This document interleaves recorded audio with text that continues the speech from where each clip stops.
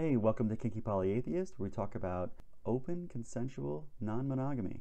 So welcome to the sexual revolution. So in this episode, we're going to walk through what a poly relationship actually looks like and how it evolves over time, also how everyone does it differently. So if you're monogamous, this could be an actual interesting video for you just to see how poly people operate and how much love is involved and how ethical it all is. As always, if you have questions, I'd love to answer them, so put them in the comments below or hit my anonymous email, ask@kinkypolyatheist.com. Also, like and subscribe because it does help me. Sweet, so let's just get to it. So I just want to pause here and take a look at the polycule itself. This is what a poly relationship can look like. You see that there's a lot of players involved. Everybody here should be getting tested every 3 to 6 months. Everyone should be talking about their testing and talking about their safe sex practices. Everyone should be using condoms every time or something comparable to condoms. The married couples are probably the only ones not using condoms because they have that type of a relationship where they are committed to each other on that level. And everything in this example is consensual, ethical, non-monogamy.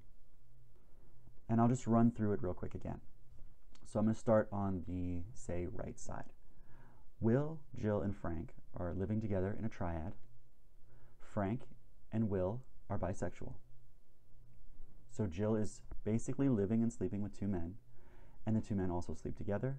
And Jill, every now and then, gets to see a super sexy scene where the two men get together. If you're a guy and you ever thought about how sexy it is to see two women together, Jill's getting basically the same experience. Also, Will is dating his best friend, Belle. They see each other about twice a month. Belle is also dating Dean, who she calls her lover. They see each other once a month. Adam and Belle are now together. They're a couple in an open relationship. That means that for them, they put each other first. They put time for each other first, but they also make time to be apart and be with other relationships. Adam is seeing Jen twice a month. And Jen is married to Brad, and they are dating another married couple, Laura and Paul, and they date probably about twice a month. Jen also has a partner who's on the other coast that she sees about 3 times a year. So the way that works for Jen is that when Tom is actually in town, it's usually a big deal. It usually costs a couple $1,000. He also stays in their guest room, but because access to Tom is so limited, when Tom is in town, Brad is more than happy to let Jen give Tom the priority. Also, Tom and Brad get along, so the three of them will also often do things together when Tom is in town. So there's a full polycule. Now let's just continue the story. So not long after this, the connection between Jen and Adam kind of fizzles. Jen just says, the new relationship energy just isn't there for me anymore, and she says, I like you and it's nice hanging out with you, but at the same time, I think I'm ready to kind of let go of our physical side of our relationship. And Adam, kind of feels the same. The spark's kind of gone, and so they're both good with it. And they just kind of let that slip away. And before long, as it turns out, Jen and Adam kind of stop talking to each other, and the whole thing slips away. So that whole part of the polycule just kind of fades out. Around this time, Belle runs into Rick, and immediately they have a connection. Almost right away, they're starting to see each other 3 times a week, and they're having an amazing time. They connect on so many interesting levels that her and Adam don't connect on. Belle is all caught up in new relationship energy, and she's very excited to be seeing Rick as much as possible, with Adam's blessing. Adam is doing his best to be poly and give Belle the space to be with her new boo, Rick. But honestly, Adam's a little lonely and he's torn. He's not sure what to do. He knows that the right thing to do is to make sure that Belle feels like she can be with anyone. But at the same time, something's going on inside of him and he doesn't know how to explain it. Rick and Belle finally get a chance to spend an entire 3-day weekend together. They have an amazing trip and an amazing time, and Belle is walking on air when she gets back. Adam, on the other hand, is freaking out. He's alone, Belle's out of town with Rick, and he just feels like he's losing her to Rick. He's not sure what to do. He has all of his monogamous thinking float back to the top again. Jealousy's coming out. He doesn't know how to communicate any of this to Belle. He doesn't want to stifle Belle, but suddenly his anxiety is going crazy and he's craving a monogamous relationship. He's craving things like security and commitment. When Adam finally confronts Belle, he is just in complete freak out mode. He's afraid he's going to lose Belle. He's got all this anxiety that's been built up for who knows how long, and it's all coming out all at once. Belle is doing her best to be there for him and to hear him, and she sees the jealousy in him, but she's also in love with this guy. She's not leaving him. That's not how poly works. Belle actually gets a little scared that Adam's going to leave her.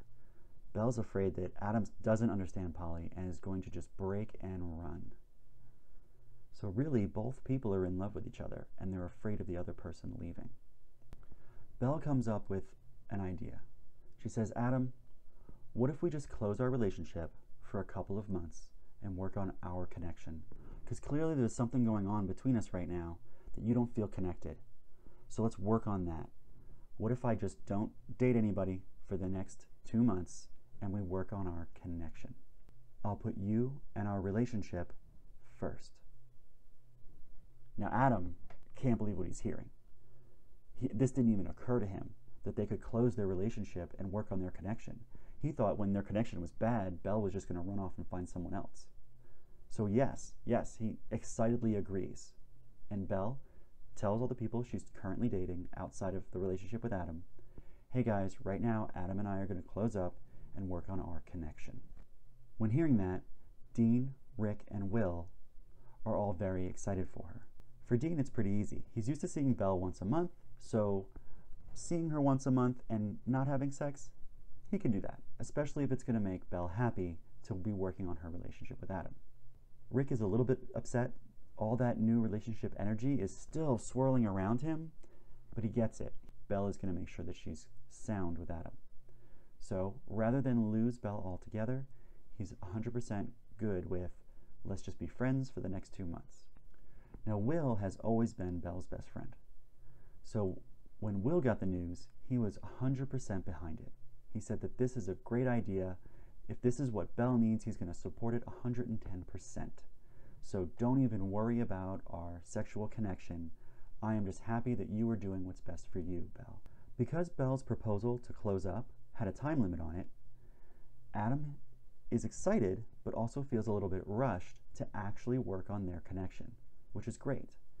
If there wasn't a time limit, there would have been a huge danger of Adam just getting too comfortable being in what felt like a monogamous relationship, while Belle was putting all of her other relationships kind of on the back burner and risking them slowly simmering and fading down to nothing. So a couple months pass, and Adam and Belle's relationship and their connection is stronger than ever. Belle reminds Adam that, hey, this was only a limited time. I would like to open back up again because I've got some friends that I really haven't been connecting with like I used to. But you know what? What if we called ourselves primaries? What if we took on that title just to make sure that we both feel more secure with this relationship? This relationship comes first. Sort of like Will and Jill, who were married and dating someone else. What if Adam and Belle were primaries and dating other people? Adam likes the idea, so they call themselves primary, and Belle goes back to her connections and tells them of the news. So now Belle has the intention of seeing Dean once a month, seeing Rick once a week, and seeing Will once a month. When she tells Dean about it, Dean's excited, but also it's been a couple of months and Dean has run into Mary. He's kind of interested in her, and Mary's very monogamous. So Dean lets Belle know, hey, just so you know, right now I'm in this relationship with Mary. It's monogamous. I've already told Mary all about you, and she knows that we're not sleeping together anymore. So we're going to keep it that way. Belle is super excited that Dean has found Mary. She is super excited that Dean is in love with Mary, and she's really rooting for their relationship. So of course, Belle is 100% okay with continuing to not be sexual with Dean, but still see him once a month or so. When Belle talks to Rick, it turns out Rick's been dating around, but nothing has really panned out, and he's single right now. So the two of them run out and have just earth-shattering, ground-shaking sex. And they have an amazing night that basically just rekindles their relationship almost immediately. And now they see each other once a week. When Belle tells Will that her relationship is now open again with Adam and that Adam is her primary, Will has a slightly different answer for her. Will kind of still thinks that Adam might not be ready for poly, and Will doesn't want to mess things up or make things hard on Belle. So he decides, you know what, let's continue to not have any physical interaction until Adam has a little more time to be comfortable with poly. So Will sets a boundary to say, right now, we're just best friends. So instead of dates that get overly intimate, Will and Belle just get together and cuddle on the couch and watch movies or cuddle and chat. So this goes on for about 6 months. Eventually though, surprise, surprise, Adam and Belle are terrible roommates. They just can't exist together in the same space. Belle thinks that Adam is way too messy and doesn't chip in on any of the housework. Adam says, Belle, you made the mess. I'm not cleaning up your mess. They find themselves in a huge argument over chores and dishes and cleaning things up and laundry and scrubbing the bathroom and even how the furniture is arranged. Before long, they're airing all their dirty laundry. They're arguing long into the night, and the tears go long into the night into the next morning. They sleep in different rooms, and around 4 a.m., Belle calls Will crying. And Will just listens. The next day, Belle asks Adam to leave because there's no more trust or respect left in their relationship, and she no longer has the energy or wants to spend the energy trying to fix it. Adam kind of agrees and leaves without a word, and they never speak to each other again.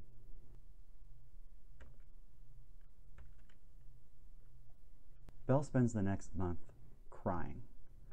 She visits Dean, Rick, and Will periodically, different times during the week over the next month, and they just support her. She comes to them, she's crying to them, but they're there for her. Belle also finds out that Jill and Frank have been supporting Will in a similar fashion this whole time. Will thought from the beginning that Adam wasn't ready and Adam was codependent. Will has been worrying about Belle as long as Adam has been in her life. Will has felt helpless as long as Adam has been in Belle's life. He sees Belle struggling, and he sees how Adam and Belle just weren't working well together. But being her best friend, all he could do was clue her in on it from time to time, but not beat her over the head with it. So Will has actually been kind of hurting this whole time, watching Belle suffer through all of Adam's emotions and all of Adam's codependent qualities. Will was actually in a lot of pain about it. He's an empath. Jill and Frank have been comforting him behind the scenes this whole time. After Belle finally recovers from the relationship with Adam, she's back to normal. She's her great happy self again. She's dating around, and her and Rick actually get together.